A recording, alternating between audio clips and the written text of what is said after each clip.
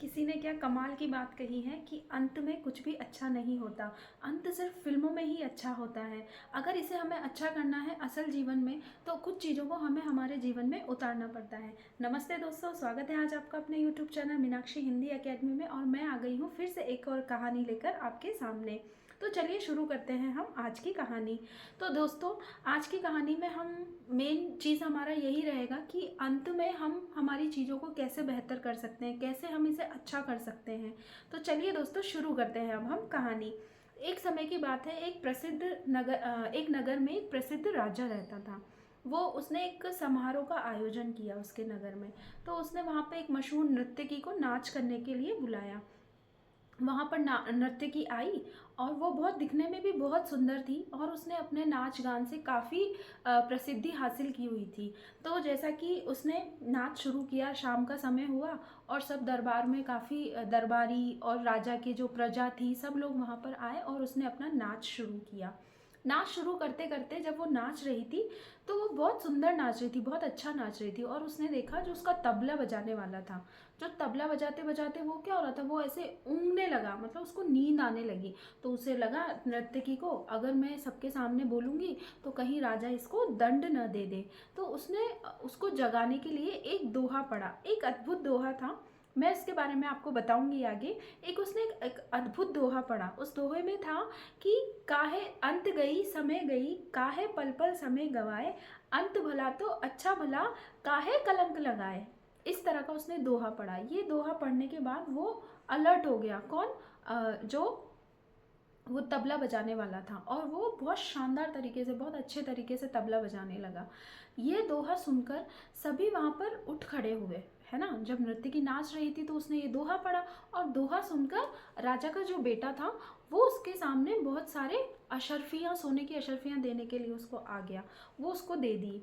उसके बाद जब वो नाचने लगी फिर उसने वही दोहा पढ़ा, अंत भला अच्छा भला, ये जीवन थोड़ा सा है, काहे पल पल समय गवाए, अंत भला तो सब भला, काहे जीवन पर कलंक लगाए।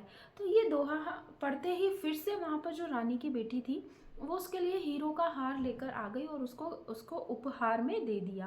तो नृत्य की बड़ी सोच में पड़ रही थी कि ये हो क्या रहा है मेरे साथ। फिर से उसने वही दोहा पढ़ा, अच्छा भला अंत भला, काहे जीवन पल पल गवाए और काहे जीवन में कलंक लगाए।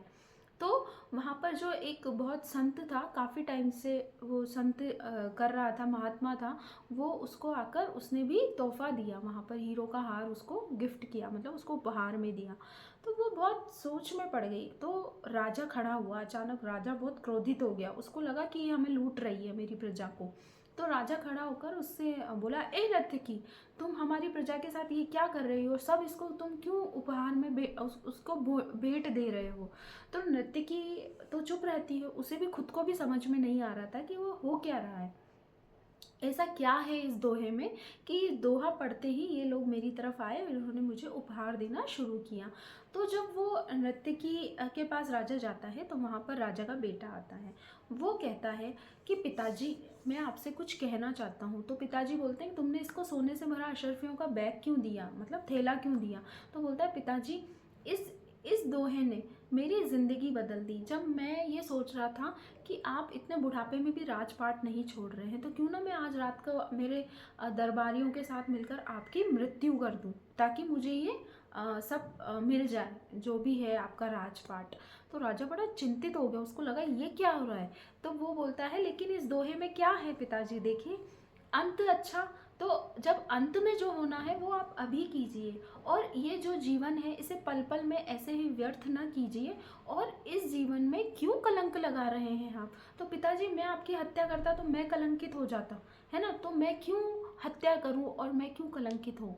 इसीलिए मैंने इस दोहे से सीख ली और मैंने इसको ये उपहार दिया, और मैं आज रात को आपको मृत्यु करने वाला था, तो मुझे अब समझ आ गया है।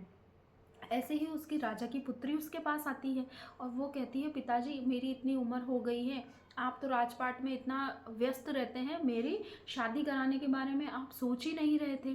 तो मैं आज एक ब्राह्मण के साथ भागने वाली थी। तो जब ये दोहा जब मैंने सुना तो मैंने ऐसा लगा कि मैं अपने जीवन पे क्यों कलंक लगाऊं, अभी नहीं तो मेरे पिताजी थोड़े टाइम बाद तो शादी विवाह करवा ही देंगे। तो इसलिए मैंने इसको ये हीरो का हार दिया। और जब वो ब्राह्मण जो होता है, जो सन्यासी होता है, संत, वो आता है और वो कहता है मैंने इतना समय जंगलों में इनमें यूं ही व्यर्थ गुजार दिया, जब मैं इस पर खुद ही अमल करता तो मैं मेरे जीवन को और बेहतर बना सकता था और अच्छा कर सकता था। तो इसलिए मैंने इसको, मेरी जो जीवन की पूंजी थी वो इसको दे दी। तो राजा बड़ा चिंतित हो जाता है, उसको ऐसा लगता है कि अच्छा मेरी बेटी की शादी भी नहीं करवा रहा था, मतलब मैं इतना व्यस्त हो गया। तो वो क्या करता है, वो अपनी बेटी से कहता है बेटी यहाँ पर देखो बहुत सारे राजकुमार हैं, तुम इनमें से कोई भी अपना जीवन साथी बना लो और इनमें से किसी से भी तुम शादी कर लो। तो उसकी बेटी की शादी हो जाती है और वो उसके बेटे को बोलता है कि बेटा मेरी उम्र हो गई है, तुम ये राजपाट संभालो और मैं जा रहा हूँ जंगल में अपना बाकी का जीवन व्यतीत करने। तो इस तरह से उसका बेटा भी खुश हो जाता है। फिर ये सब होने के बाद नृत्यकी सोचती है कि जब ये लोग इस दोहे से इतना जीवन में अच्छा कर सकते हैं, तो मैं क्यों ना ये नाच गान का कार्य छोड़कर एक अच्छी मतलब एक अच्छी भगवान की भक्त बनूं। तो वो क्या करती है, उसी समय से वो नाच गाने का, नृत्यकी का काम छोड़कर और भगवान की सेवा में जुट जाती है। यही थी दोस्तों आज की कहानी। देखिए दोस्तों, हम हमारे जीवन में ऐसे इंतज़ार नहीं कर सकते अंत अच्छा होगा, देखा जाएगा। अंत अच्छा होता है सिर्फ फिल्मों में, ये सिर्फ हमें फिल्मों में ही अच्छा लगता है देखने में कि हाँ भाई ये हो रहा है, वाह इसमें एंड में सब अच्छा हो जाएगा। ऐसे हमारे रियल लाइफ में नहीं होता है, इसे हमें अच्छा करना पड़ता है। तो इसीलिए उस नर्तकी का जो दोहा था, इसे आप अपने जीवन में उतारने की ज़रूर कोशिश कीजिएगा। और मेरी वीडियो को, अगर आपको मेरी वीडियो अच्छी लगी है तो प्लीज़ दोस्तों चैनल को लाइक, शेयर और सब्सक्राइब ज़रूर कीजिएगा। और वीडियो को ज़्यादा से ज़्यादा अपने फैमिली फ्रेंड्स में शेयर कीजिए ताकि ये स्टोरी सभी लोगों तक पहुंच सके।